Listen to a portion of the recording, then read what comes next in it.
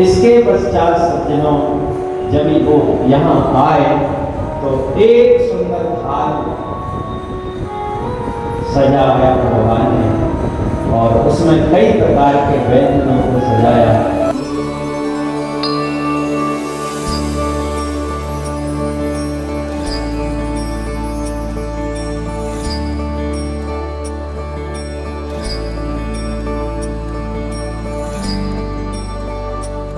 सनातन धर्म में व्यक्ति के जन्म से लेकर के मृत्यु तक 16 प्रकार के संस्कार का विधान किया गया है। ये 16 प्रकार के संस्कार क्या होते हैं, इनका क्या उद्देश्य है, व्यक्ति की किन किन अवस्थाओं में इन 16 प्रकार के संस्कारों को किया जाता है और इसका क्या महत्व होता है, इस पर हम बात करेंगे कथावाचक नरेंद्र तिवारी से, जो मूलतः इटारसी मध्य प्रदेश के रहने वाले हैं। वो अपनी बात को रखते हुए 16 संस्कारों के बारे में जानकारी देंगे। देखो भैया, सर्वप्रथम हमारा जो संस्कार होता है वो हमारे जन्म से और पहले से प्रारंभ होता है। जैसे कि हमारे शास्त्रों में बताया गया है, सर्वप्रथम गर्भाधान संस्कार। गर्भाधान का भी एक तिथि होती है, एक नक्षत्र होता है, उसका भी एक समय होता है।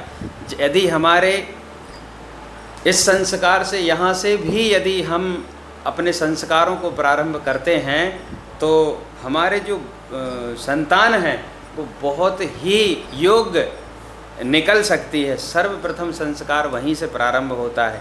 फिर दूसरा संस्कार पुंसवन संस्कार होता है, अनवलोचन संस्कार होता है, श्रीमंतो नयन संस्कार होता है, फिर होता है जात कर्म संस्कार, फिर नामकरण संस्कार। जैसा कि हम सभी जानते हैं, नामकरण के विषय में ऐसा है, यथा नाम तथा गुणः, जैसा नाम रखा जाता है वैसे ही उस बालक के गुण होते हैं। भगवान श्री रामचंद्र जी का जब नामकरण संस्कार हुआ था तो वशिष्ठ जी ने भी उनके गुणों को देखकर नामकरण संस्कार किया था। और लक्ष्मण जी का जब नामकरण संस्कार किया था तो उनके गुण, लक्षण धाम राम प्रिय, सकल जगत आधार, गुरु वशिष्ठ तिहि राखियो, लक्ष्मण नाम उदार, विश्व भरण पोषण कर जोई, ताकर नाम भरत सोई। भरत ऐसे हैं जो संसार का पालन पोषण कर सकते हैं, ऐसे ही राम हैं साहब। उनका राम जी का नामकरण संस्कार भी इसी तरीके से यथा नाम तथा गुणा करके उन्होंने रखा था। इसके पश्चात सूर्यवलोचन संस्कार, निष्क्रमण संस्कार, अन्नप्राशन संस्कार। अन्नप्राशन संस्कार जब बच्चा 6 महीने का लगभग हो जाता है, जब किया जाता है, उसको भी सर्वप्रथम मिष्ठान से, या आजकल तो मामा के हाथ से, नहीं तो किसी मंदिर में कोई बढ़िया भजनानंदी जो भगवान के हैं, भगत हैं, संत हैं, उनके हाथों से कराया जाता है। इसके पश्चात वर्धपान, चूड़ा कर्म, अक्षारंभ संस्कार, जो कि आजकल अधिकतर लोग बसंत पंचमी के दिन कराना पसंद करते हैं, माँ सरस्वती का दिन होता है। उपनयन संस्कार, जो जनेऊ संस्कार होता है वो होता है।